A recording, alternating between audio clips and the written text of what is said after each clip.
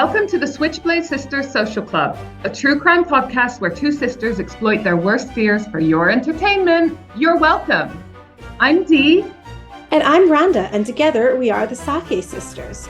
For more information, check out our website at www.switchbladesistersocialclub.com or find us on Instagram and Facebook at Switchblade Sisters Social Club. Thanks for listening.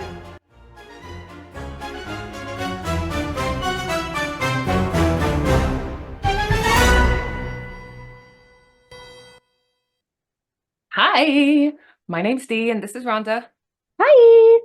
And we are the Switchblade Sisters Social Club, where two sisters exploit their worst fears for your entertainment. You're welcome. Guess what episode this is of the season? Okay, I was actually looking the other day because I think we're headed towards the end of season 2. And I think, yes, yeah, I looked at the numbers the other day. How many episodes are we in?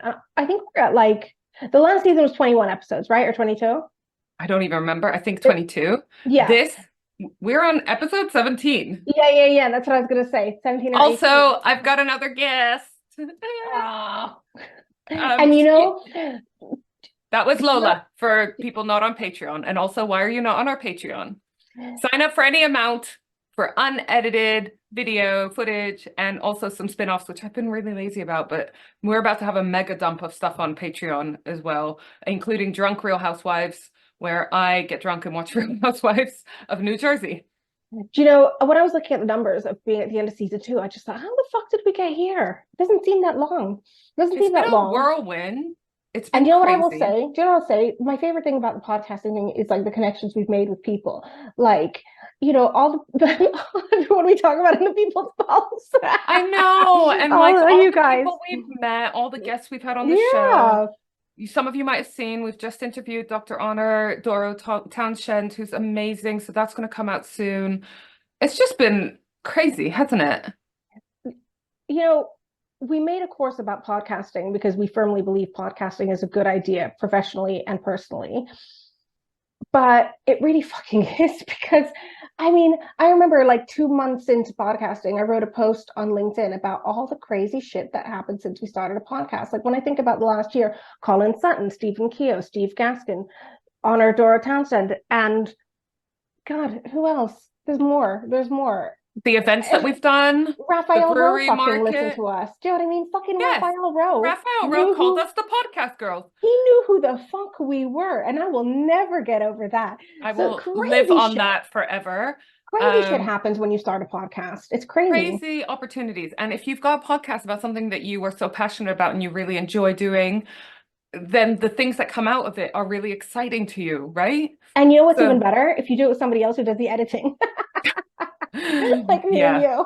Yeah. Or for me, who doesn't mind doing the editing, usually, someone who can do all the social media. So oh God, yeah. Don't do it on your own. Don't do it on your own. Do it with someone else.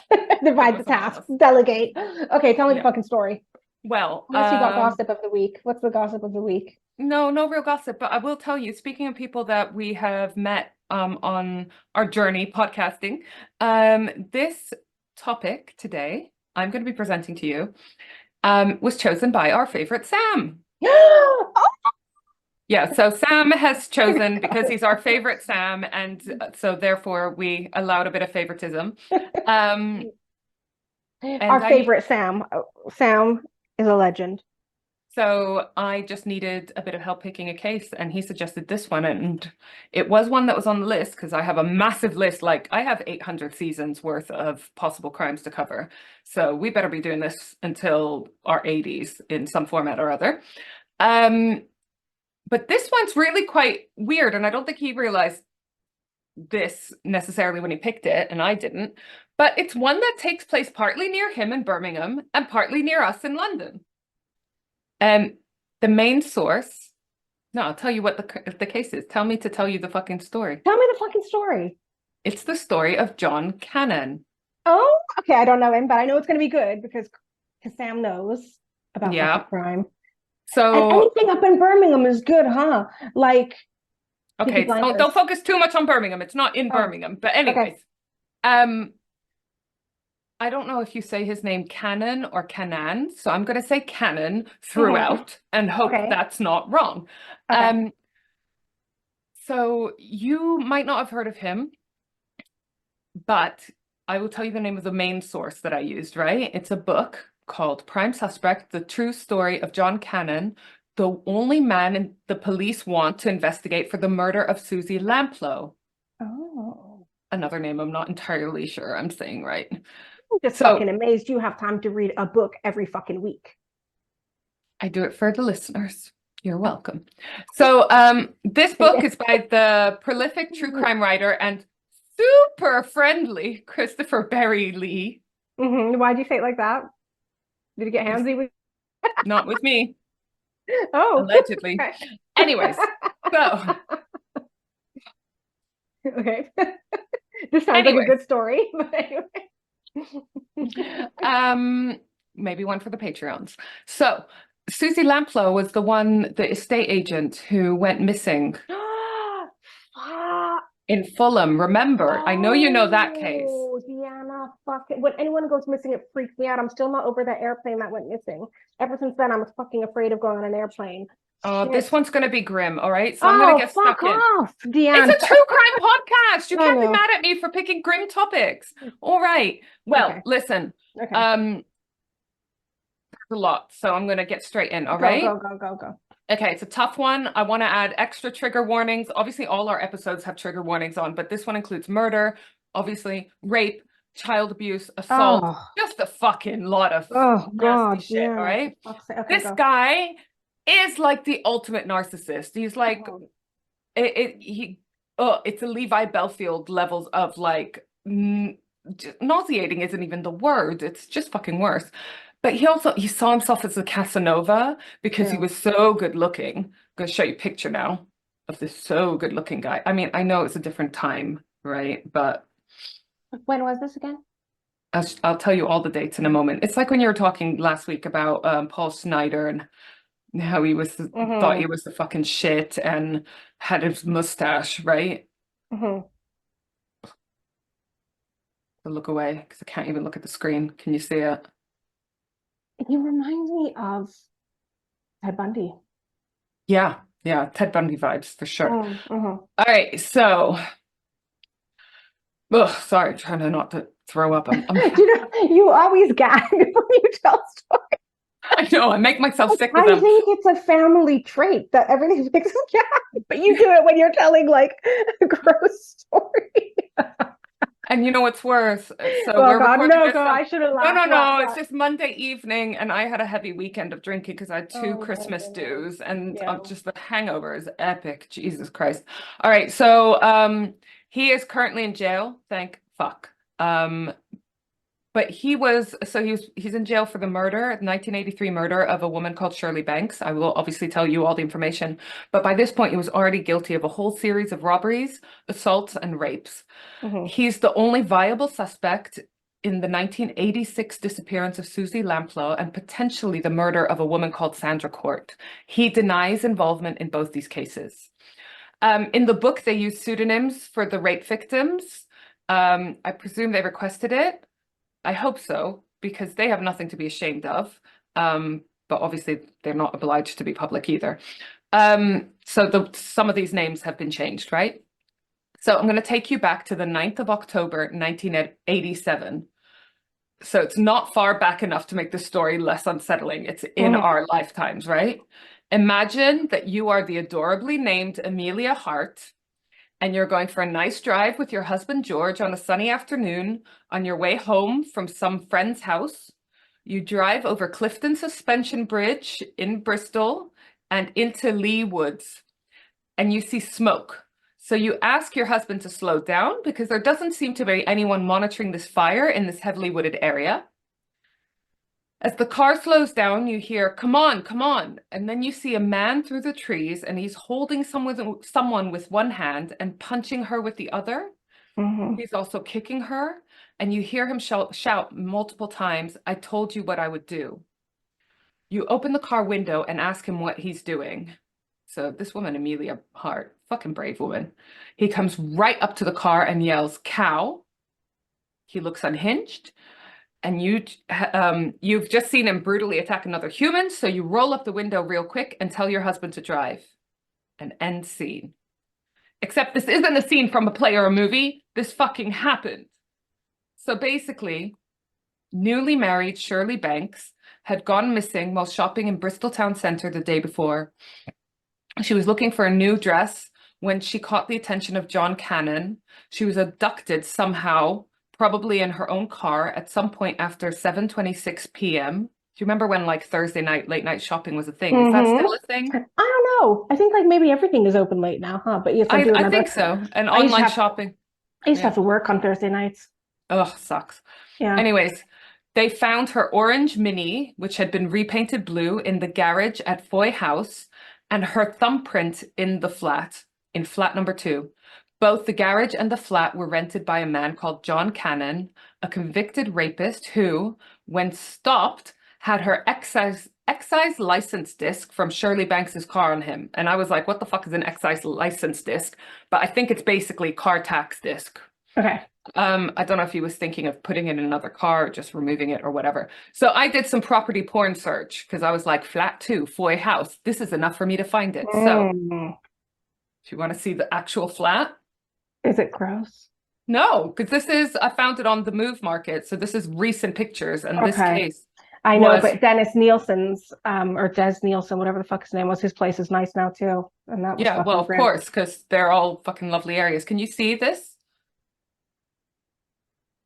Yeah. Yes. Flat 2, Foy House, 3 Bridge Road, Leewood. So it's currently, FYI, valued at $365,000.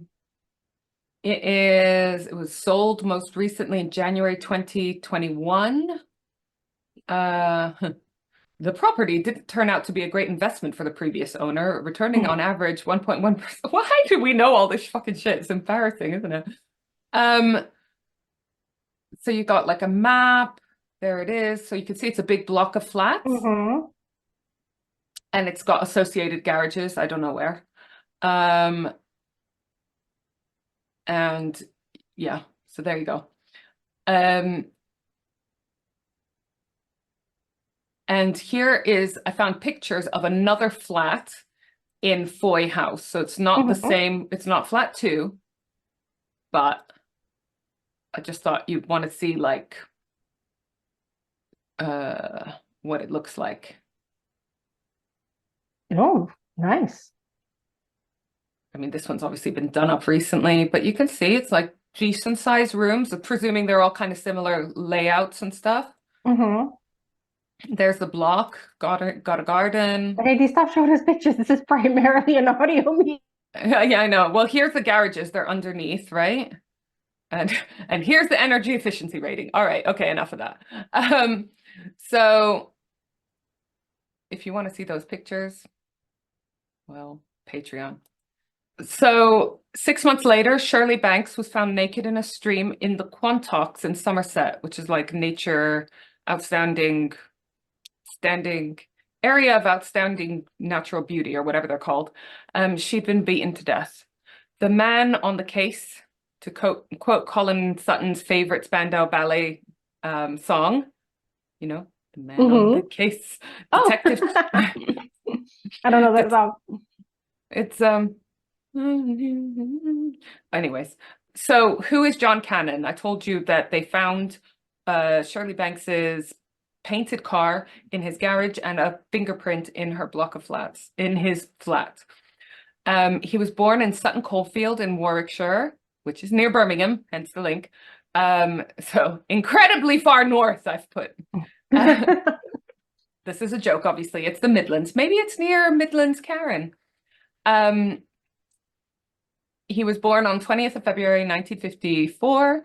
So like 4-ish years younger than our parents, you know, to help place him in terms of age. His parents were supposedly loving, but his dad was quite strict with a bit of a temper. He had a sister and a brother, but apparently he was like the favorite. His mum sounds like she was quite prim and proper and like well put together housewife. You can imagine the type, right? John inherited his mother's style and neatness and his father's temper when he didn't get his own way. great combination, isn't it? The household revolved around little Johnny and little Johnny getting his own way. So little PSA, don't spoil your children, parents. They will 100% become serial killers. Fact, science. Uh-oh. Says the childless divorcee. John did butt heads with his dad, and his mum often had to mediate. But she did this in a way that John had this view of her as being weak, which obviously tainted his view of women in general. He was a loner, but he was a loner because he thought he was better than everyone. He used to read heavy philosophy books and spend a lot of his time in the library, often instead of actually going to school. And his parents had sent him to private school. It was called Key's School, and I Googled it. It doesn't seem to exist anymore. And he really enjoyed school until a new headmaster came in, bringing in new teachers and a new ethos. And the school became much tougher, more sports-oriented, and beatings became more common. And then when John wasn't even 8 years old, he was sexually abused by a teacher for months. Oh God. I was just gonna ask, where did all his dysfunction stem from? I went deep into the background because I know you like this. Yeah. Well, Was it that? I mean, that I can imagine is enough to send you let me tell you the fucking story. Okay, tell me. So obviously at this point we're allowed to feel sad for him. He's an 8-year-old child. He claims he was sexually abused. There was no case or no other evidence. There's also no reason not to believe that this happened. He said of this time, it was dirty and horrid and I felt ashamed. Just heartbreaking. So it isn't a surprise that he tried to get out of going to school as whenever possible. He was a nervous child and he even developed a stutter. And then at age 9, he actually changed schools, which was probably a relief to him. When he turned 12, though, he started developing emotions as a result of the abuse, which we would probably today call depression. You know, he's starting to have develop a more adult mind at age 12 and probably being able to process it in a way that he wasn't able to at age 8. He says he felt, in quotes, different and estranged from other people, and also, in quotes, low, unhappy, and totally worthless, which does sound like depression, obviously. Not a psychologist. I mean, I'm not surprised because being sexually abused at 8 years old, you wouldn't even know how to process that. And, you know, he probably kept it to himself, wouldn't have understood why it was happening or why it was happening by a teacher who you think you can trust. Not understanding what it even is, just knowing that it's unpleasant and he hates it, etc., etc. He also said he couldn't complete tasks or focus. So his mom actually took him to the doctor and he was referred to a psychiatrist, which is quite progressive for the time. But John says he was, in quotation marks, too embarrassed to really open up, which, you know, I haven't gone through anything as horrendous as this, but I do go to counseling once a week. I highly recommend it if you can, because life is fucking hard. And there are things where it takes me a while to open up and to actually even tell my counselor about. So you think, oh, you know, if you have counseling, you would just talk about everything. But no, even when you have a counselor who you know is not meant to judge you and there to help or whatever, sometimes it takes a while even to be able to open up to them. And I'm not a young guy in the early 60s at this point. So not a fucking surprise. This is the point when he starts going off the rails a bit, though. At 14, he approached a woman in a phone box and he put his hand up her skirt. He got 12 months probation for this. I wonder if that hadn't have happened to him, the abuse, whether that was the trigger, basically. Whether that's the trigger, because, you know, they say the abused can become the abuser. Yes. And but that's not always the case. That's not always the case. You know, sometimes the abused become, you know, advocates for victims. Yeah, exactly. Yeah. I will say they did have a debate in the book that I read, the Prime Suspect book, about whether it even happened, because it's very typical for a narcissist to blame other people for their behavior. There was no record of it at the time, etc., etc. I want to choose to believe that that happened because I mean, he did horrendous things anyway, so I don't know. He could very easily have lied about this, but also I don't want to start assuming people are making that kind of stuff up. I don't know if I explained that right, but you know what I'm trying to say, right? And something clearly did fucking happen to this guy to make him do the things he did. So Cannan left school at 17 and he joined the Merchant Navy. Now, I've heard that term a lot, but I decided now is the time to actually Google what the fuck a Merchant Navy is. Yeah. And how it's different to a Navy. Do you know what a Merchant Navy is? What the Merchant Is it Navy like is? the difference between like the territorial army and the army? See, I kind of thought that too. Mm-hmm. The Merchant Navy, this is from Google, probably Wikipedia. I never question things that I know I'm going to find boring. Yes, that's why I also never Googled it, but this time I did. And I promise you the definition is one sentence long. Okay. The Merchant Navy is the name given to the international commercial shipping industry. It's made up of several shipping companies who recruit civilians as their seafarers. It's basically just, yeah. The courier. He's a sea courier. It's not even a fucking navy. It's just he works on a ship. I know, that's like false advertising, isn't it? Yeah, I was for like, that job, you'd think you were going to join the Navy. I'm going to start saying I'm in the freelancer army. I don't know. Oh, I actually love that. That wasn't boring. That's hilarious. Right. So Merchant Navy, not even a fucking navy. Okay. He was reportedly charming in relationships until he wasn't. And he can turn aggressive on a dime. He was a master manipulator. Narcissist.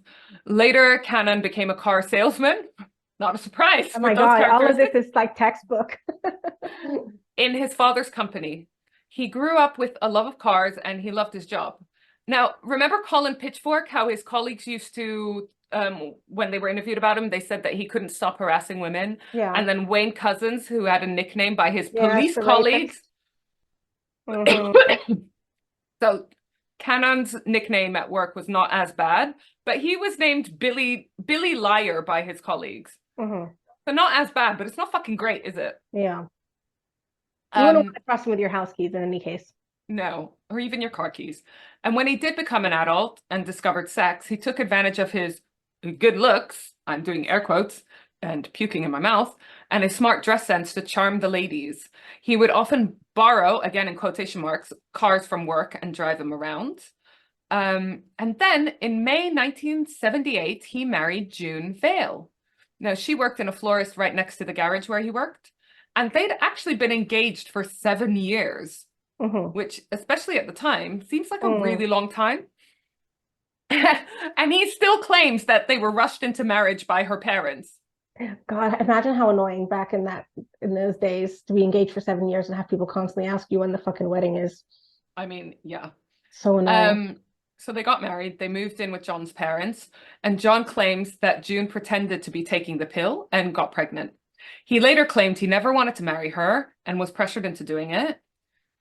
Even though he doesn't really sound like someone who's easily pressured into doing anything that he didn't want to do. Maybe it was a cover. You know how people like a lot of the serial killers, they had their quote unquote normal life at home.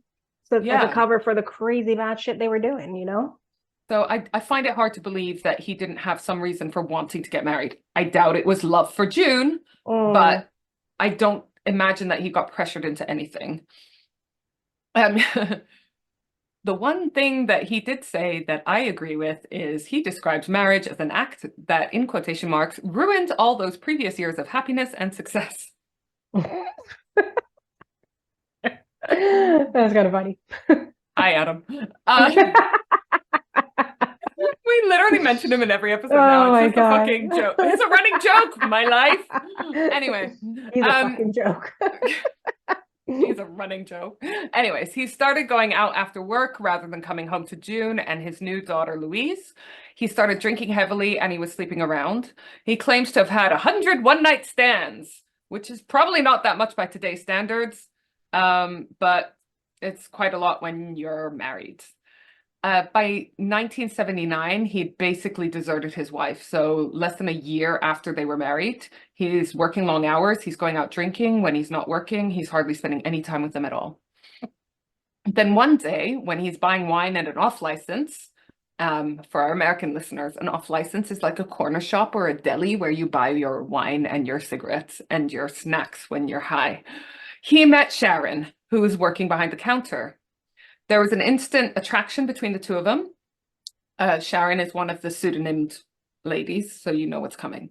They agreed to meet after work. He sent her flowers immediately. And I was like, what? From June's florist? Like, Oh, yeah. Sharon was married with 2 kids. She was close to being separated from her husband. I don't know what the fuck that means, but anyways. Somehow Cannan's dad found out about this affair and gave him a bollocking. So Cannan quit his job and also his family at this point. Mm. Ugh, do you want to hear his method? Did June survive? Yes, Okay, good. and his daughter. Okay, good. And to be honest, probably good that he abandoned them because. Mm. So do you want to hear his method of like going out on the Mm. pool? In quotation marks. Buy him a drink. Tell him I love him. Tell him they were the best thing since sliced bread, and then take him to the Sutton House guest house for a cheap night of easily forgettable passion. Ugh. Mm.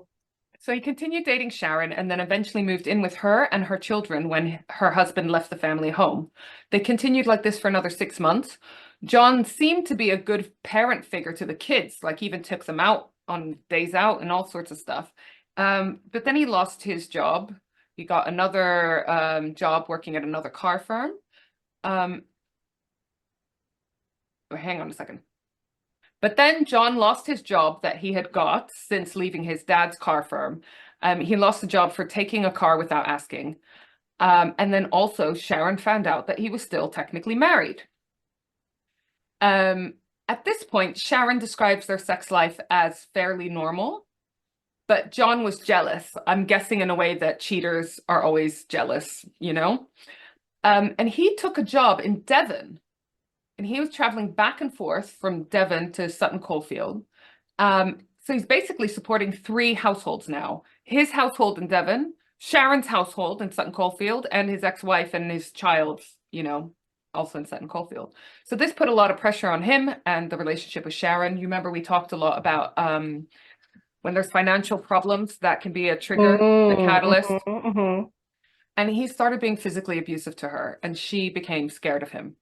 It all kicked off around Christmas time because the plan was for Sharon's husband to come and stay over on Christmas Day to see the kids. John then decided to spend Christmas Day with his actual wife and kids, Louise and June. I don't know whether that was out of spite because the ex-husband was coming back to see Sharon. On the 30th of December, he went round to Sharon's with a bottle of wine and they ended up in bed. The sex turned violent with him choking her. He pulled a gun and a vibrator and a strap-on out of a plastic bag. He aimed the gun at her. The gun went off during a struggle, and when the bullet hit the wall, Sharon realized it was an air pellet. And she recognized the gun from some time when they needed an air pellet shooter thing. I don't know. And she knew it only carried 1 pellet at a time. So I'm guessing it's kind of like not a real gun, but probably kind of like rubber bullets, where if you get hit by it on close range, it's still gonna fucking hurt. Okay, yeah, I was gonna ask, what the hell are air pellets? I think it's like for scaring birds away. Oh, okay, I don't okay. know. He then tried So to. that escalated because so for her that came out of the blue. He hadn't shown. Okay. Well, he had started to be physically abusive to her, so it wasn't completely out of the blue. He then tried to anally rape her and abuse her with the vibrator. She was bleeding heavily at this point from the mouth, from the nose, from her private areas. The more she fought back, the angrier he got. She blacked out and he slapped her awake again, saying he wasn't finished with her. He was calling her names. This attack lasted 2 hours. And at this point, because he was still trying to anally rape her, she suggested that she go get some Vaseline for lubricant. She's obviously just trying in survival mode, right? He took her to go look for it with her in a headlock, and she took this opportunity to try to push him down the stairs. And they actually both fell down the stairs. And something about that seemed to make him snap out of it.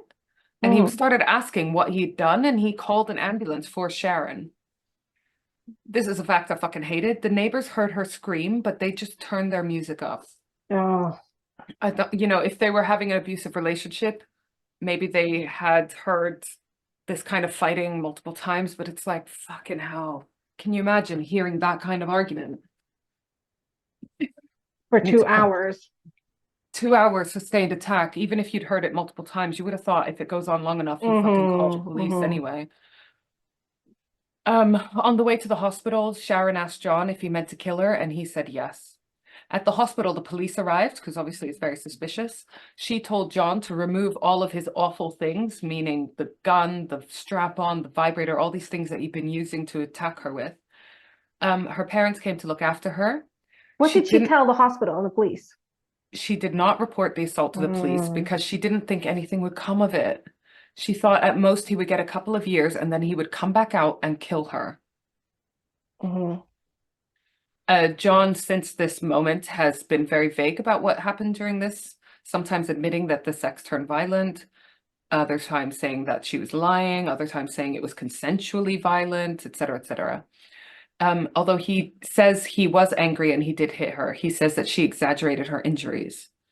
3 months later, on the 14th of March, 1981, he's in police custody for a different offense, which isn't a surprise to anyone. When they found a letter in Sharon's flat, when they found a letter from Sharon in his flat detailing the attack. So she'd written to him and mentioned this attack. So they asked him about it. He admitted that he had beat her and had sex without her consent, but nothing seems to have come from this, basically this admission of rape. He wasn't questioned about this attack until much later when he was arrested in October 1987, so 6 years later, 6.5 years later. And even then, he still denied like sexual assault, even though he said it was without consent. This is what I mean. In this book, there's a lot of transcripts between the police and John. And you can see him like having dated a narcissist, not as bad as this, granted. They try to baffle you and confuse you so that you feel like you're going insane and maybe you've got things wrong and maybe you've not understood properly or whatever, because they go around the houses, they tell you one thing, then they tell you another thing. And then when you say, oh no, but you said this, they're like, no, I never, you know?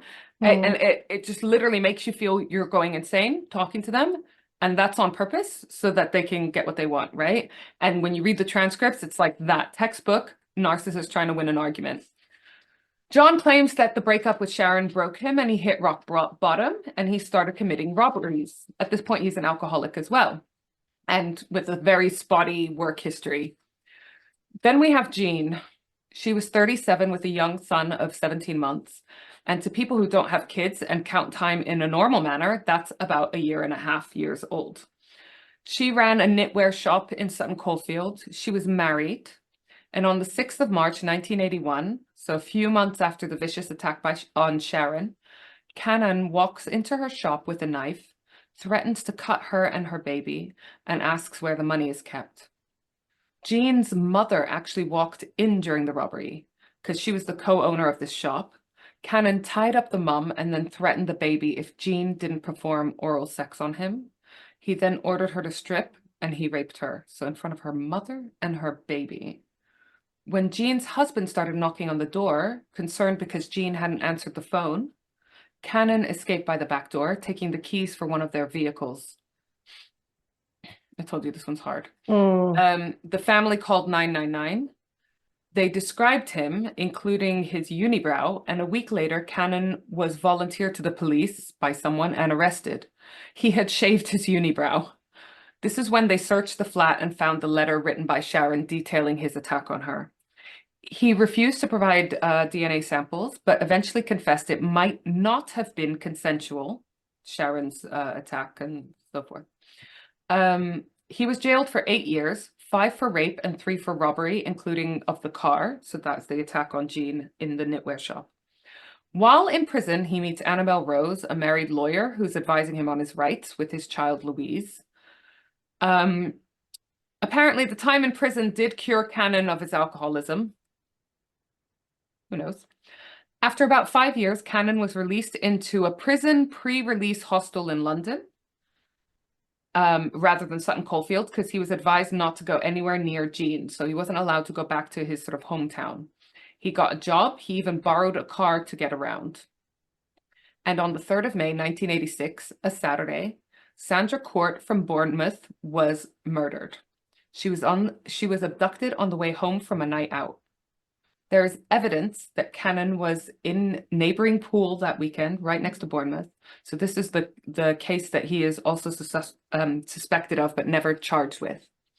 There was a note written to the police, supposedly by the killer, saying the murder was an accident. It was clearly written using a left hand by a right-handed person.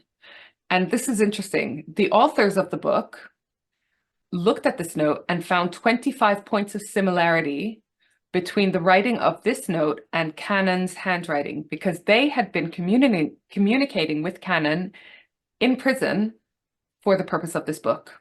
Mm-hmm. I actually don't know if 25 points of similarity in handwriting is a lot or a little, but it sounds like a lot. 26 letters in the alphabet. You know I don't what? know. As much as we were talking about, like last episode and other episodes, how much we believe in rehabilitation and, you know, rather than punishment, well, punishment, obviously, you know, but I mean rehabilitation while they're incarcerated. Yeah. I just think people like this don't fucking change. And that's the sad truth, is that they will come out and reoffend. And that's frightening. Frightening. So But, yeah. Cannan has not ever been charged with this murder of Sandra Court, and this case remains open. And now we have Suzy Lamplugh. This one, this one fascinates me because it's so fucking bizarre. And also it was really local to where you still live and where I used to live and where I still live. Suzy Lamplugh was a young estate agent who worked in Fulham in West London. She went to a viewing at 37 Shorrold Road on the 28th of July, 1986, and never returned. And anyone who's done a house viewing or a flat viewing knows that they don't take fucking long, right? Quick It's like squiz 15 around. minutes. 15 minutes. 15 max. minutes. But aren't max. you coming to think of it, it is putting yourself in a really risky position for an estate agent because you're alone with somebody you don't know. So I'm sure they've tightened things up now. You can't just you know, you have to submit a lot more details before you can be, but there's a lot of jobs that put people in inherently risky positions, right? So I'm back to property porn. 37 Shorrold Road, Fulham. It has got some sort of less desirable areas, but the whole area is pretty fucking expensive. So this is a 2-bedroom flat, 678 square feet, making it one of the smaller properties in this postcode. But it's still fucking valued at £648,000. I think I've even got pictures of it. So this is the flat. Obviously, it's done up since. I wonder if whoever lives there knows. They must. I don't know how you can live there. It said it was last sold in 2019. So if that person's been living there for fucking 4 years, someone's fucking let them know. But look, it's a fucking nice flat. Fucking nice flat. It is. Right? Yeah. Ensuite bathroom there, 2 bedrooms. Yeah. So. Sorry, one sec. I got a little shade looking through the window. No, threatening to, but anyways, okay. Okay. You can continue. Are you enjoying the property porn? I am, yeah, I am. Do you know what fascinates me is because I can't even step foot into a creepy fucking house, you know? I don't even like to walk past the creepy house. And like, is it Des or Dennis Nielsen? I remember reading Dennis, and Des was his nickname. Yeah, okay, I do have a visitor. Okay, hold on one sec. He just wants to talk to me for 1 second. I'm sorry. Yes, Che. Come talk to me for a second. Oh, hi, Che. Talk to me for a second. Hello. I done two Oh, Che. Okay, I've got to record now. Okay, love you.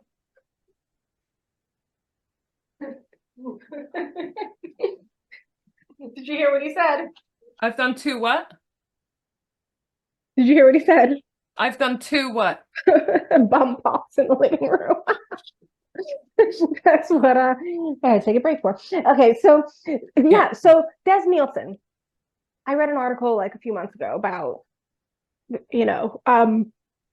how the current owners don't mind, the history of the flat. Like, how the fuck can you and that's a really grim one as well. Oh God, I can't get it out. I've got fucking mental images. Like, I can imagine. I walked past his house. Because remember, I wouldn't even want to walk past it. Yeah, I do. My friend Charlene and James used to live, and even that was just, it was too much.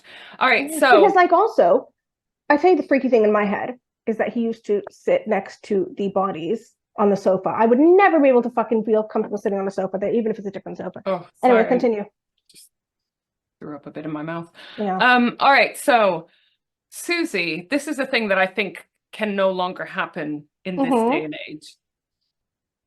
All they knew, her colleagues and then the police, was in her diary at work, she had written 12:45, Mr. Kipper, 37 Shorrold Road, O/S, which means meet the client outside. And that's it. No contact details, nothing. So I imagine now you have to register a lot more information before, but it still feels like it's risky, right? Any job where you have to go into a private space with a stranger. Anyways. So yeah, like I said, we've all done viewings. This would take like 15 minutes maximum. It was right around the corner from her office, et cetera, et cetera. So she was due to meet this appointment at 12:45. By 5 p.m., she's still not back in the office. Her manager's worried, and so the manager calls Suzy's mum. She wasn't at the flat. They'd popped around to visit the flat to see if she's still there. She's not there. She wasn't at home. And the manager didn't know of a client called Mr. Kipper, but that wasn't in itself very unusual, you know? He might not have known this person. The neighbor at Shorrold Road said he saw a couple at number 37, an attractive man and a woman he didn't pay much attention to. But then later reveals he heard this couple arguing and he thought the man bundled the woman in the car. It's like, how do you forget that until later? And how did you turn a blind eye to it? The police were called. Suzy's car was found dumped on Stevenage Road near Fulham Football Ground, so about a mile away from the flat that she had gone for the viewing. It was parked badly and the handbrake was off, so it just looked like someone driving like our dad. The door was unlocked. The door was unlocked. Oh, can I just interject? Sorry, it's a funny side note.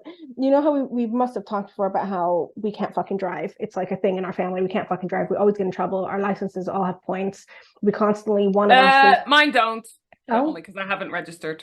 Yeah, oh, okay. I have them in the past. And also how there's always one of us who's got to take the driver safety awareness course. At any one time, one of us is booked on one of those fucking and courses. you know, like literally in the last year, I think it's just 3 times it's happened. And can I just say, when I went to go visit the parents yesterday or the day before, I parked behind my dad's car and I noticed that there were some bits falling off the car. So the first thing I did was like reattach them some way. Yeah, and that's standard. You know how we were talking before about how like our parents are very peculiar in what they worry about and what they don't. So like, you know how as a kid, we always used to have a teenager, even now, our mother always asks us if we're wearing a vest. I showed her my police letter the other day because it's on the coffee table and she's here. So I thought I better mention that this is just a driving offense, not anything else. And she laughed. She laughed. And I thought that's so weird. But also I think it's just so usual that we can't drive and we all just accept that we can't drive. Anyway, so I interjected. What were you saying? Yes, so the car was parked badly, like our dad had parked it. Yeah. Suzy's boyfriend and her male flatmate were questioned. They had alibis and they were quickly dismissed as suspects. And then there was like a major search. There was loads of contradictory witness sightings of Suzy that confused the investigation. And it was discovered that Suzy had received roses and also champagne before. And this was part of John Cannan's modus operandi when he was trying to schmooze a woman. And it was also thought, some of her friends or colleagues or whatever, that she was having a relationship with someone in the West Country, which is where Cannan lived at the time. But again, none of this is kind of proven. So at the time, Cannan was living in the hostel near Wormwood Scrubs. Remember, I told you he was kind of on this like on that road, Duquesne Road. Yeah, I think so. Well, living near Wormwood Scrubs, which I'll tell you one thing, that's one of my favorite parts of London. It is one of the most grim, miserable looking parts of London, isn't it? Especially that road. It really is. Like, it's just you drive into East Acton and suddenly everything's fucking grey, right? And that road in particular, miserable. I mean, the twins were born on that road. That was nice, but like the road itself was fucking awful. See, it's funny that you say that because you obviously had, I know, a very traumatic birth, but an ultimately happy experience there. I've gone to that hospital multiple times for lots of cervical exams and so forth. And I thought my grim association with that area was because of that, because I've gone there for such like horrible things. But no, it is just a shithole, isn't it? It is a shithole. Yeah, it is. And also, I mean, I spent a Oh, lot. and you know, Yeah. the car park behind Hammersmith Hospital that overlooks the actual Yeah. Wormwood Scrubs. Yes. That Yes. would you ever go walking on that fucking grass? Like it, that green, that little bit of like parkland behind Wormwood Scrubs prison. It just looks like you're gonna get fucking murdered. I mean, I be honest with you, it's not an area I would walk around even in the day. The whole area. I don't know. Oh, It sounds terrible, but don't walk hated. around there. But you know, 100 Anyways, miles on the road, it's nice. So anyway, yeah. Okay, so he lived there. yeah, Bad sorry road. if you live there, but you know. He was job hunting. He was living in this hostel, sort of like in between house or whatever they're called, and was nicknamed by his hostel inmates as Mr. Kipper because he wore Kipper style broad ties, like. Mm-hmm. And you remember what Suzy Lamplugh had in Yeah, her yeah, yeah. fucking diary, all Yeah, right? that she was. Oh yeah, yeah, yeah. Oh, So he I was. think she may have been having a relationship with him, that she dumped him, that he booked in the viewing under a pseudonym just to have contact with her. Do you think? Yeah, I was gonna say either Kipper has nothing to do with it, and she was dating John and whatever, or she wasn't dating John at all, and he had booked this viewing, or like you said, both. He was, you know, she was trying to distance herself or whatever, and I don't know. He was released from the hostel 3 days before Suzy went missing. Cannan was often drinking in Fulham, where the yuppie girls were. So I don't know if you can cure yourself of alcoholism and then still go drinking. But Cannan didn't have an alibi, but there was also nothing concrete tying him to Suzy, the flat, or the car. Cannan denies any involvement, but remains the only suspect in this disappearance. Soon after this disappearance, Cannan moves to Bristol. He got a job with the Holders, which was a car dealership, and got fired soon after for doing private work on the side with their clients. And then he was back on unemployment and moved into a bedsit for Americans. That's kind of like a studio flat, which they can sometimes be nice. The one I lived in was okay, wasn't it? It was awful. Okay. They're awful. The whole Anyways, building smells. you deserved better. You deserved better. I felt sad when you moved there. Anyway, yeah. Okay, so property porn time. Shared screen. This is the building where he had his bedsit. So that looks all right, to be honest. Probably fucking expensive now. The whole building is for sale. Anyways, so he's now in Bristol. Yeah? A woman was victim of an attempted abduction at this time, and the e-fit that she gave, the description where they did the drawing for, looks like Cannan. He was close to the scene within 30 minutes of its occurrence. He wasn't charged with this again either, because there wasn't any direct evidence tying him to it. Later the same day, Donna Tucker was off to bed, but got in a fight with her husband at 10:30-ish at night. And so it's 10:30 at night, and 30-year-old Donna Tucker left the house for a drive with a book. This is really weird. And as I was reading it, I was like, actually, this sounds like quite fun. But then I remembered what I was reading, and I was like, no, I'm never doing this. Because she basically brought a book, parked up away from the house under a street light so she could just read quietly. But then her car was approached by a man. Her window was open, and he asked for directions. He then forced himself into the car and threatened her with a knife. He ordered her into the back seat and drove her car away to a quiet area. He raped her there. By the way, the book goes into very explicit details of the attacks, which is a hard read. So I know I'm like skimming over a lot of basically the gory details. But it's because I think you can all imagine it was horrendous. Then for some reason, he drives her to Reading, and then he gets out of the car and leaves. I don't know whether he needed to do something in Reading. So Donna actually only got home at like 1:25 a.m. and told her husband immediately what happened. They called the police. The sites of the attack of where he first approached her and forced her into the backseat and abducted her, where he raped her, where he got out of the car in Reading, and obviously Donna herself, they were all examined. And there's a taxi driver who helped identify John Cannan And then when Donna was shown the picture of John Cannan in a series of other photographs, she picked him out as her rapist. DNA was not super advanced at the time.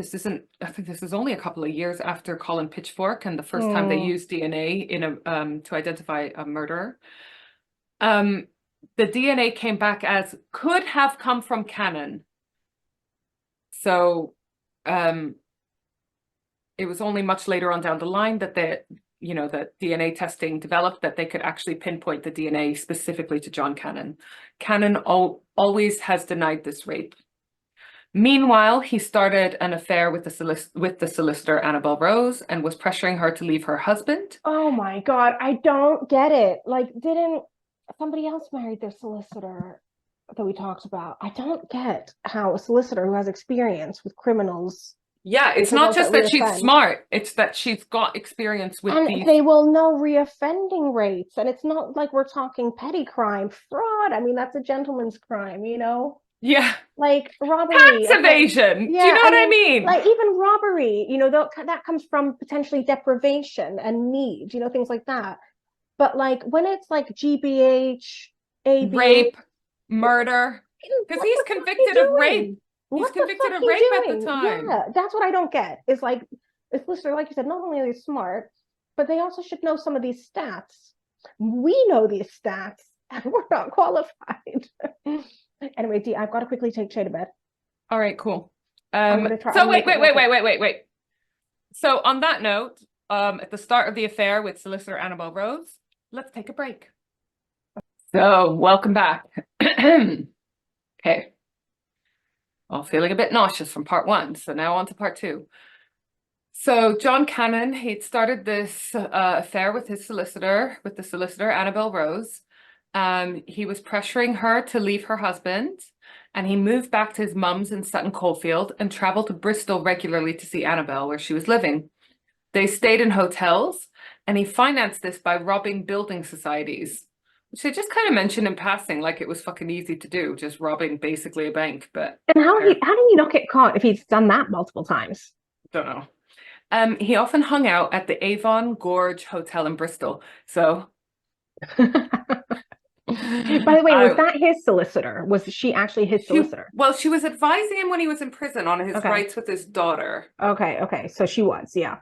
Yeah. So it's not at the moment, but yeah. So here is what I can think is the hotel. It's in the right place. Oh, I like the bar. Look at that bar. I know. Nice industrial theme. Yeah, I gather it was a much more look, this is cool, right? Yeah, very cool. I gather it was much more dingy at the time, but now it looks fucking cool. That's the Clifton Suspension Bridge that he lived near. I mean, I wouldn't want to stay there knowing this, but it looks nice. Yeah. So he used to hang out there. They used to stay there. And yeah, he met, while he was there, 24-year-old showgirl, Gilly Page, or Gilly Page. Gilly Page, I think? Yeah. Actually, she was described as a showgirl in the book, but she was actually an ice skater from Holiday on Ice, which I think... It's Disney, right? Well, it didn't say Disney, so I don't know, but I think that sounds better than showgirl. Yeah. Anyways. After Annabelle left, he went down to the restaurant for dinner and he saw Gilly.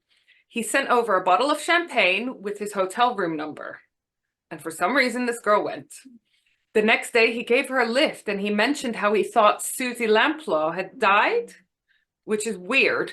He mentioned that he thought she had been buried in concrete in a building site. He talked about necrophilia and anal. I'm not lumping those two in the same category because obviously necrophilia and consensual anal sex are not in the same category, but they are both weird things to talk about the day after meeting someone. He simulated choking her and said maybe that was the way Suzy died.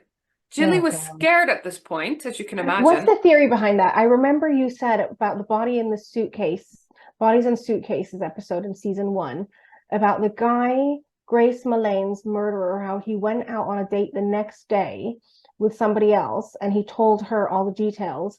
theoretically Well, of what happened yeah, to he her. was saying like, oh, you know, it's just really sad for a guy if they're having consensual rough sex and she dies. But like, what's the theory behind that? Is it for kicks? Is it testing something out? Yeah, so I remember that case, the journalist who he was on a date with a journalist, and she Mhm. said, again, probably with a bit of hindsight, that because I mean she was creeped out, she didn't want to meet him again anyways, but obviously once it came out and she was probably interviewed by the police or whatever, she said it felt like he was testing a Mhm. story on her. Okay. Okay. I don't know.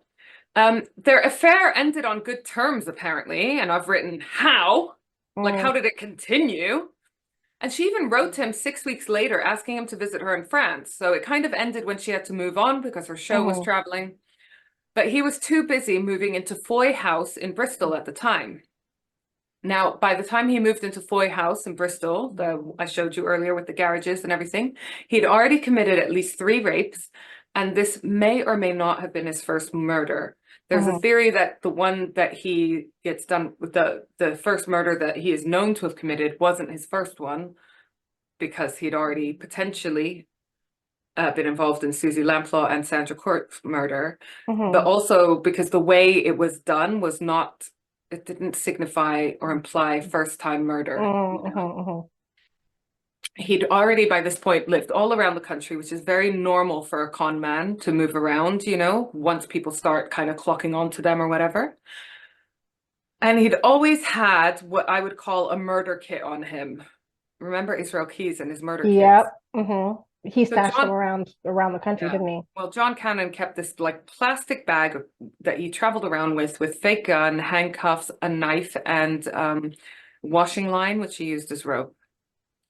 So let me tell you about Julia Holman. She's a brave, brave fucking woman. She worked in Bristol for less than a month as a recruitment administrator when she went for a drink with colleagues after work, and she left at 6:50, so not even late, right? She walked a very short distance to her car. Again, all things that make us feel safer. It's not that late. I've driven, blah, blah, blah. She went to start her car, and the driver's door was pulled open. Lock your fucking doors as soon as you get in your car, ladies Mm. and gentlemen, and anything in between. So driver door was pulled open by a man and he was holding a gun. He pushed her over to the front passenger seat and she pretended to do so, but then she kicked him. She managed to slam the door shut and she drove back to the bar where she had been at with her colleagues and called the police from there. She described someone who looked exactly like Cannan and later identified him in a lineup. And he was found with an imitation gun in his car. Turns out he bought this gun before the attempted kidnapping of Julia Holman and the disappearance of Shirley Banks, which I'm about to tell you about. She unfortunately couldn't say when she saw a picture of Mr. Kipper, the e-fit of Mr. Kipper, if it was the same man who attacked her. He was formally charged with her kidnap, unfortunately not fast enough, because the day after her attempted abduction, Shirley Banks disappeared from the center of Bristol. So he'd had this attempted abduction, and the very next day, Shirley Banks went missing. So let's hear more about Shirley Banks. John claims he was with his neighbor, who he was having a casual relationship with. Her name was Val, on Wednesday night when Julia Holman was nearly abducted. This abduction happened around 7 p.m. and phone records show he was probably at home at 7:46 because he called his mother, or a phone call was made to his mother. He says he was at Val's at the time, but then he said, oh, maybe I popped home to tend to a joint of lamb I had in the oven. Val can't confirm it. He gets confused with dates. He's like, oh, maybe that was another time, blah, blah, blah. Like very vague, very confusing stories, right? The next day, Thursday, is the day that Shirley Banks goes missing. John drove Val to the hairdresser in Bristol. She had a foot injury at the time. He collected her around 4 p.m. and they drove straight back to Foy House, which was 15 minutes away. He dropped Val off and drove off. Friday, so the next day, he borrows Val's Hoover. Shirley was last properly seen and identified on Thursday when she was served at Debenhams in Bristol at 7:26 p.m. Her husband got home from work, then went out for drinks at 8:30 p.m., intending to take his wife out for dinner. He wasn't initially worried when she wasn't at home because he knew she was going to go into town for shopping, and he just kind of thought, oh, maybe she's bumped into friends or gone there with friends and, you know, Maybe she's just shopping longer, whatever. He waited around, but then he went to his local at 10 p.m. thinking that she might be there. He hung around for a bit and then came home at around 10:40 p.m. At which point he's starting to get a bit worried because they had talked about going for dinner together, right? He says he had a couple of scotches and then went to bed. Can you imagine if you're like, where the fuck is my spouse? Like, this is out of character, no mobile phones. You know, I had this with my past boyfriend where there were times where he would just like disappear all night and you're like, am I angry? Am I scared? Am I worried? You're worried until you know where they are and then you're fucking fuming. Yeah, so I can't imagine how stressful that must have been. When he woke up in the early hours of the morning, she wasn't back yet and he knew something must be wrong.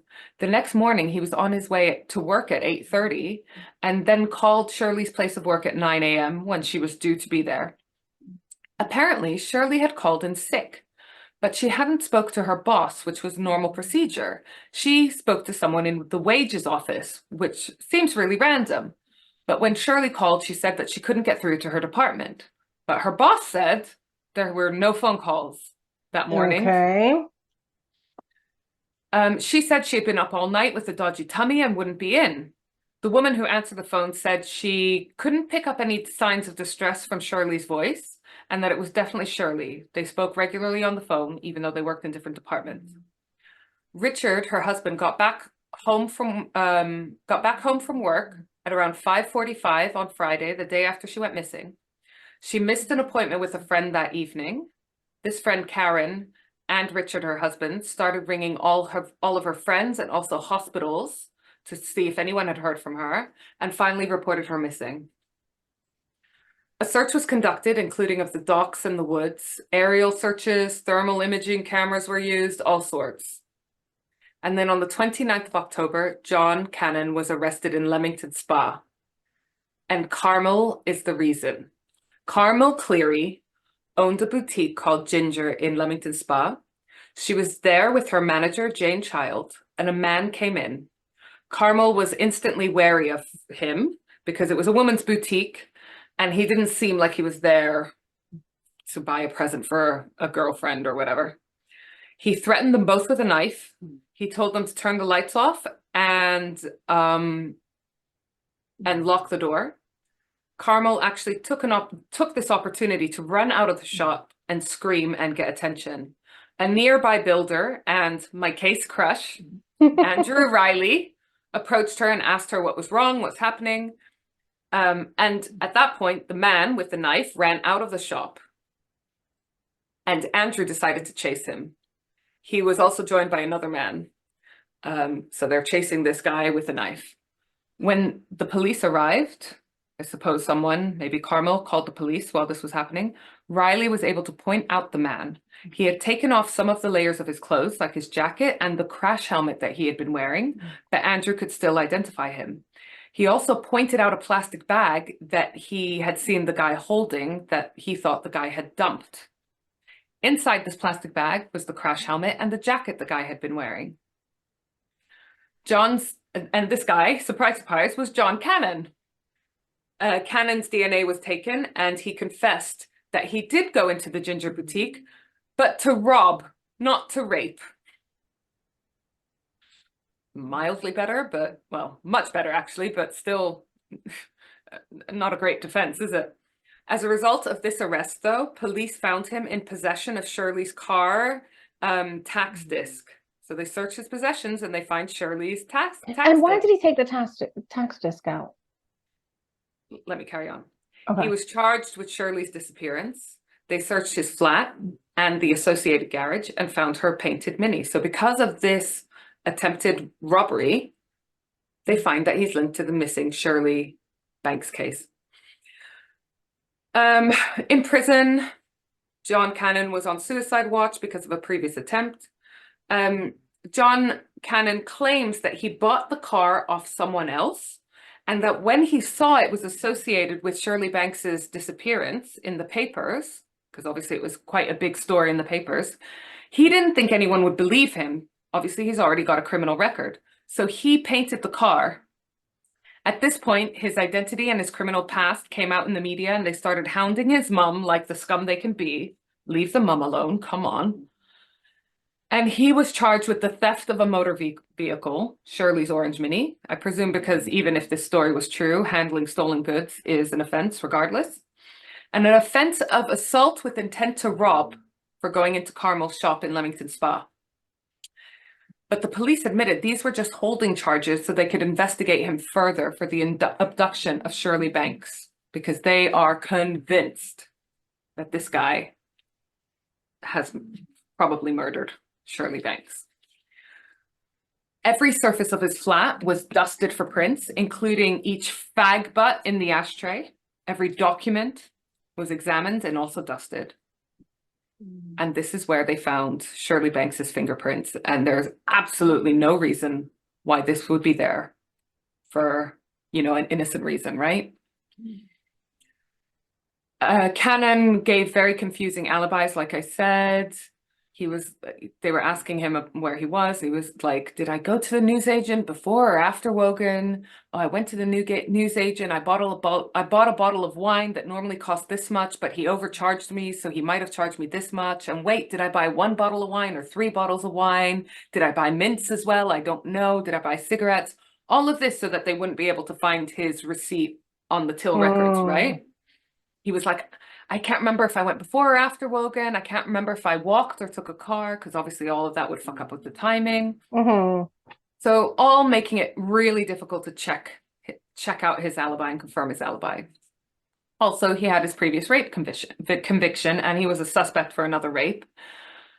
He had also been picked out of a lineup by Julia Holman as her abductor, and he had no alibi for the disappearance of Shirley Banks, whose car was found in his garage and whose fingerprint was found in his flat. And he was found with a replica gun, clothesline, which he used as a rope, knife, and handcuffs. They questioned him for 17 days. They questioned his his ex-wife and his ex-girlfriends and so forth. And they were all obviously also approached by the media. His trial starts on the 5th of April, 1989, when he was charged with the murder of Shirley Banks and a further 8 charges, including rape, buggery, kidnap, attempted abduction, indecent assault, and abduction for sex. This trial lasted 3 weeks, and then on the 28th of April, 1989, he was found guilty of all charges and jailed for life at Exeter Crown Court. How long is life? Let me tell you. Like I said, lots of people think that he's responsible for more than 3 women, the murder of more than 3 women that he's associated with, not just Shirley Banks, but also Suzy Lamplugh and Sandra Court. Cannan is now in prison. He's at HMP Full Sutton in York. He still claims he's innocent. And this little fact was interesting to me because, you know, we always talk about this rehabilitation and so forth, but then there's some people that we just think everyone's got their, we were talking about this with Honor in the upcoming episode. Everyone's got their kind of agenda. No, I was going to say their point where it's like, okay, I believe in rehabilitation. For oh yeah. Oh, sorry. Yeah. You sorry. I was know, thinking about another conversation we were having. Yeah. Rehabilitation for people up until this point. And then like for me, I think it is rape and murder. Yeah. I think, and you know, some assaults. And I say murder, not manslaughter, but you know, premeditated. And especially, I mean, look, there are people who murder out of revenge because somebody did something bad. Do you know what I mean? There have been murders where people have gone and killed a pedophile. You know, I think I put that or a chronic abuser or something like that. Yeah, I put that. And we talk about, and we do talk about this with Honor, and she says it's really, really difficult to assess all of these cases on a case-by-case basis, especially seeing as all of these public services are so stretched in terms of being able to assess on a case-by-case basis. But here's another element to this conversation about rehabilitation that is interesting to me, because he got a degree from Open University while he's at university and while he's in prison. So again, do we think that this is right or wrong, or should be an option for prisoners? Because it's part of the rehabilitation, isn't it, in theory? I do, because if anything, even the worst of the worst of the worst, it will hopefully in some way make them better. Well, Hopefully. so what if I told you that I recently found out God, that, no, I don't want to even know. that Myra Hindley got a degree while she was in prison. Right? It's an interesting one, isn't it? I mean, look, education is a human right, access to It is. education. So I don't know. It so is, our I opinion know, doesn't but matter. no, but it's interesting, isn't it? It is, yeah. Especially when, I mean, life in this case doesn't mean life, and we'll talk about that, but when there's no chance for them to come out of prison, like what if Levi Belfield with his 3 life tariffs or whatever, who's never coming out of prison, what if he took up resources to get a degree while he's in uni, knowing full well he's never going to, while he's in prison, knowing full well he's never going to come out, to be able to use that degree to benefit himself, to become a functioning adult in society, or benefit his community. It's just an interesting thing, but like I agree about that's where it gets so complex, isn't it? Because and Colin Pitchfork, I think, was doing Braille transcriptions of music in Braille or whatever. I hope he was actually doing that in prison. It would be quite good. Wait, who was that? Oh, Colin Pitchfork. Wasn't he? Was it him? Okay. Anyway, so Cannan got 35 years before he can apply for parole. So he's got life, but after 35 years, he can apply to the parole board to be released. Is he still alive? Cannan suggested that he will confess to the murder of Lamplugh when his mother dies. I was like, she must be dead by now, but apparently she's still alive. She visits him every week in prison. June 2022, so last year, there were reports that he was receiving palliative care, meaning end of life care. Yeah, end of life care.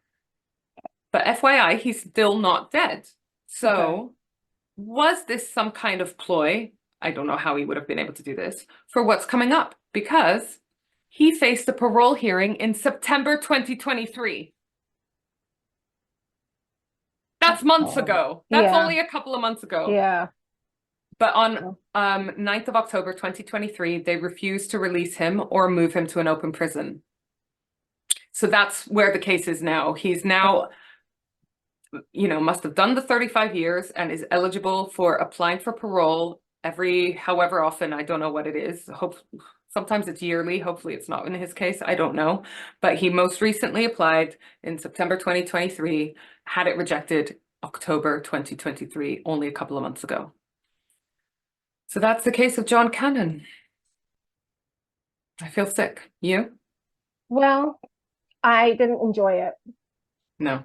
I think you tell it well. It's just, oh God, it makes me angry that he should have been jailed in the first instance. You know how people commit multiple crimes and they get away with it. And also it just heightens that fear of shit can happen to anyone. That's why I don't enjoy it. I know. So I think we need to have a little fucking light relief after that. So people's pulse. Yes. Okay. I dropped my phone. Hold on. Let me pick it up. Because we got some gold today and I really love this topic. Thank God. I'm picking up my phone. I'll cut that out because that was not a sexy sound. Okay. So today's people's pulse topic. Do you want me to tell you what it is? I know, but oh yeah, you do know this one. Okay. The people's pulse. Bring it. Okay, so the topic today is your best life hack. And I love this topic because I love any good advice to make life easier. You know how there's certain things that age 38, I still don't have the answer to, like how to make cooking manageable. I fucking hate cooking. Anything with multiple steps. I've realized now anything with multiple steps is a problem. Laundry, because of all the multiple steps from dirty laundry to getting it back in your wardrobe. I hate it. I have to do it in days steps. Oh God. I've always got like at least 6 loads to fold and put away at any one point. Then mail, because you've got to open the envelope, read it, fill it out. Then you've got to send it back. Then you got to find a fucking stamp and a fucking envelope. What else do I struggle with? Sometimes you have to make a phone call to a person.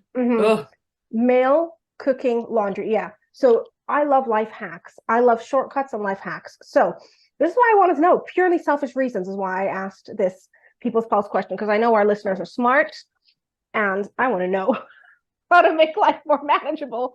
So Yes, we have one of our local friends, Joanne from Twickenham. Joanne, funny. So she came says, to a few of our events, and I love her. yes, and she's a sister. Mm-hmm. She has a sister. Yeah, her sister's also a sister of her sister. So Joanne says, oh yes, I learned very late in life that you can press Alt when you press return whilst typing in Excel, and it gives a hard return. Yeah, so basically, if you want to go on the next line within yeah. cell. Do you know what? That I would have loved to know that a couple of years ago, because I used to like create content for clients in Excel back in the day before I discovered better systems than Excel. And that was a fucking bitch. And I would have loved to know that piece of advice. She said, I almost cried. I spent 73 years pressing the space bar. I actually feel her pain because I had the same fucking problem. So then she says, this is a laundry one. Wash your duvet cover inside out. Honestly, full stop. When I change the covers twice a year, it genuinely saves valuable minutes. Do you know what? This is a task I've had to delegate and outsource to the husband, because changing the You're too small to change a bed sheet. I can't.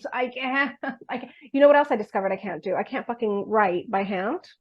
The other day, I was going to David Lloyd and Acton, and I had to write my number plate, my membership number, and my name. And the woman took the piece of paper and she said, oh, God. Yeah, but you have always had terrible handwriting. I do. Yeah. I think it's like, now I've discovered, I think it's like fine motor skills. Mm-hmm. Okay, what else we got? So, yeah, there's a reason people have bad handwriting. That's mine. I always have. I don't know why it's bad. I want that cute, bubbly, girly handwriting that people have, you know? I'd settle for legible from you, but anyways, go on. But yeah, like, you know how some people, they write like a font. I want that. Okay, so, okay. So now these are verbatim, because I'm loving this new not prepping the people's pulse responses. Let's pretend it's on purpose, yeah? No, you know what? It actually is, because I like, it's live and it's authentic. It's edgy, you know? Okay, so Lucy B did not contribute today, and I know she got life hacks. Oh, I'm going to contribute her one again that I mentioned about Huel. She told me this back in the couple of weeks ago, actually. I say back in the day, it was a few weeks ago. Yeah. She said, if you drink Huel, and I'm guessing this applies to all protein drinks, before a night out, before a sesh, either you won't get drunk or hungover. I think it's hungover. Because you want to. Well, let's hope it's hungover. I think it's hungover. Yeah, I think it's hungover. That was it. Yeah, hungover. Okay, so then we got Suzy. Okay, she's gonna have good ones. Okay, Suzy. So Suzy says, you'll like this one because you love like a pharmaceutical hack.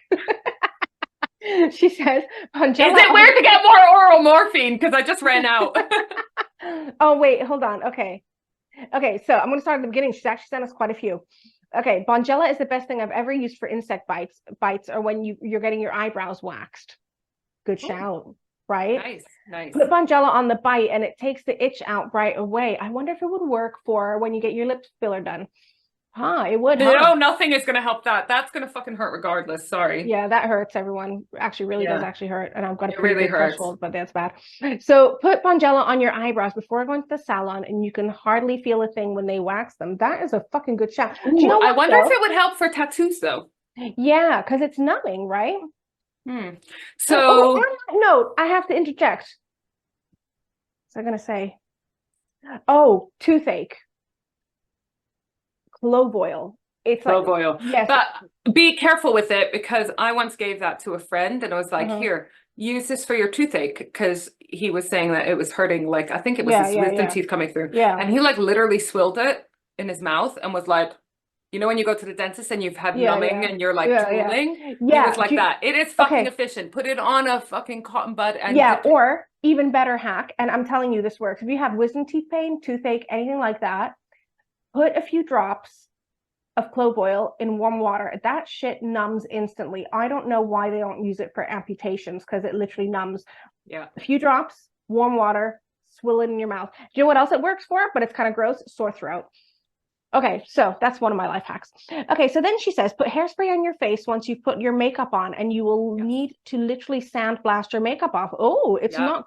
Yeah, she said it's not going to go anywhere. Hairspray also works on the soles of your feet, and it helps stop your feet from aching or burning on a night out. Oh, hairspray. I wonder why, because it's numbing or because why? Friction? Maybe. Oh. I don't know. Suzy, fucking love you for this. Yeah, there's more. Oh, speaking of the makeup thing, if you get shiny skin, this is a old school life hack and it works. Okay, you know milk of magnesia? Mm-hmm. You rub a thin layer of milk of magnesia on your skin before you put your foundation on. You will not have shine. Fucking swear. Fucking works. Also, I don't know if it's a hangover, but that made me feel like a bit nauseous. Milk of magnesia. It tastes nice. It's like minty. Then the other thing that works if you get like shiny skin is, you know that chafing gel, anti-chafing gel? Put that on your skin. Fucking works. There you go. You can have that for free. Then she says, Bonjela also works on zits. Bonjela is the most underrated wonder drug of the last century. I'm buying it on Amazon tonight. We use it for fucking everything. So my grandparents used to put on a fresh cut orange on a plate on a radiator, and apparently the house would smell amazing. Oh my God, our grandma used to do that. She used to peel oranges and put the orange peel. Oh yes, Grandmothers are the best. They fucking know. They fucking know everything.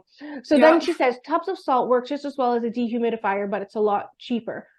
What do you need to dehumidify for? Have you got Dan? I guess.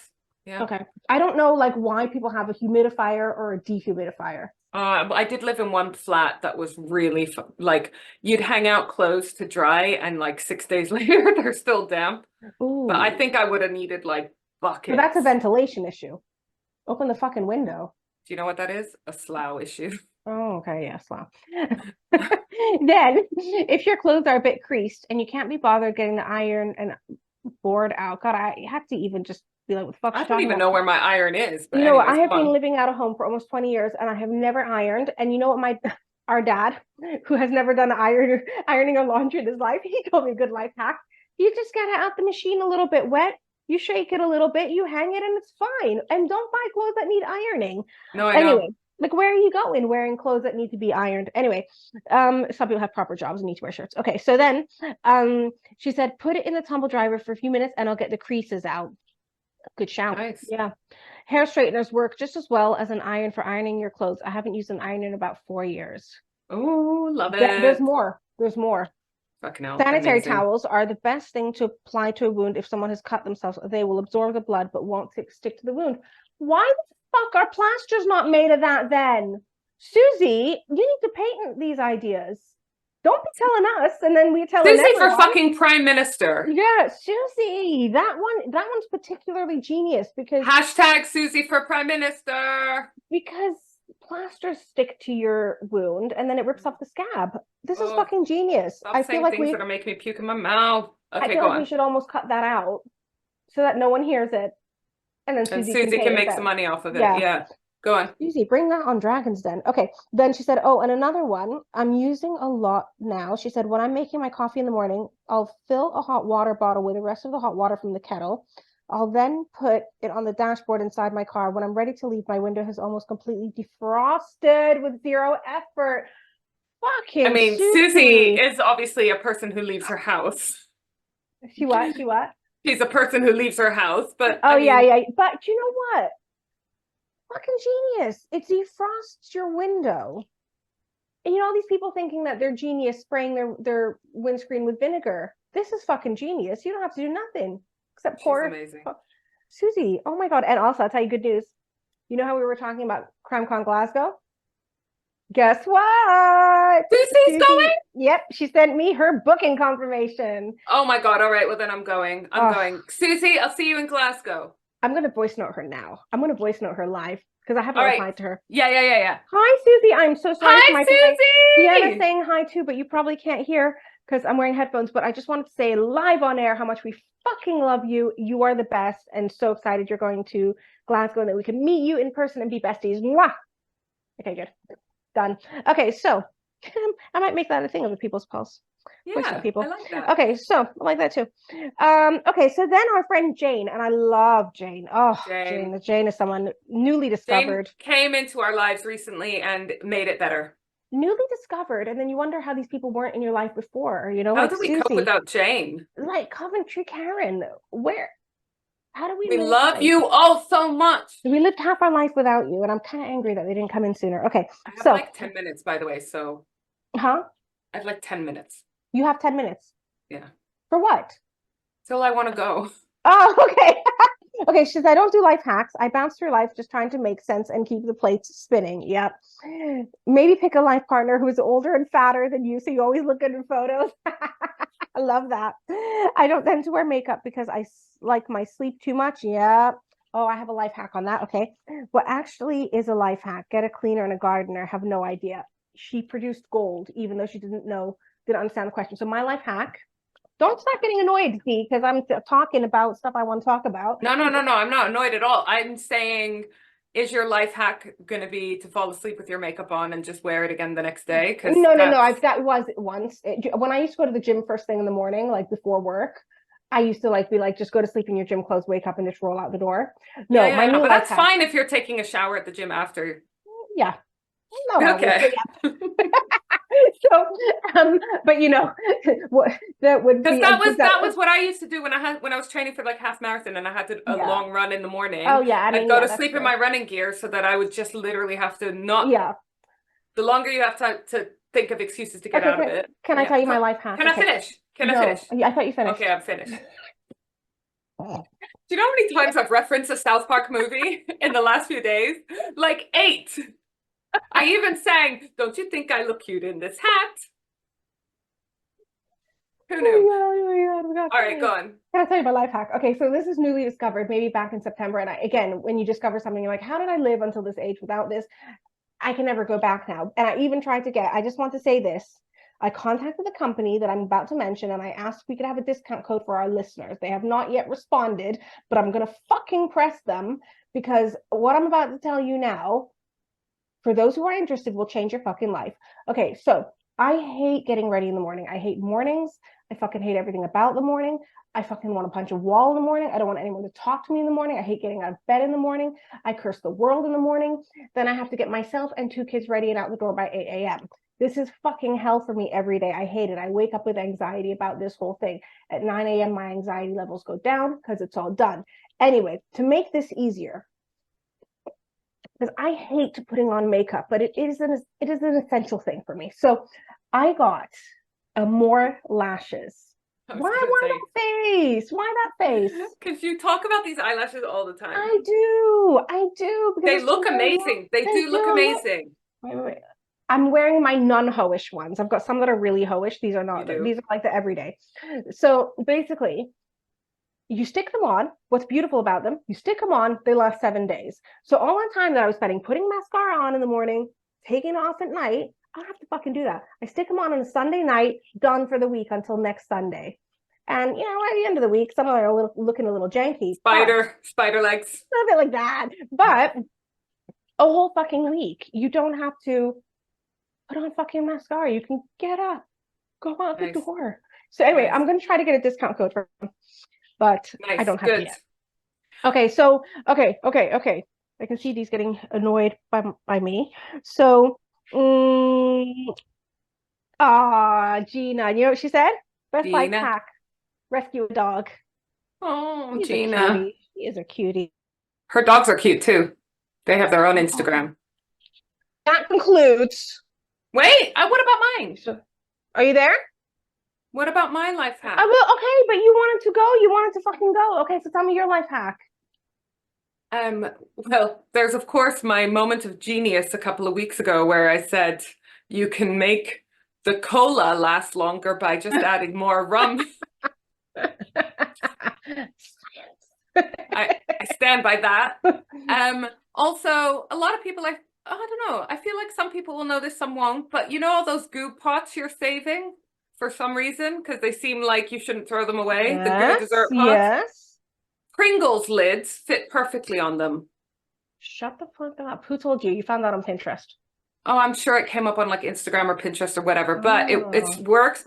So you can actually use them to save your little bits of whatever. See you next week. Bye. Bye. Okay. Now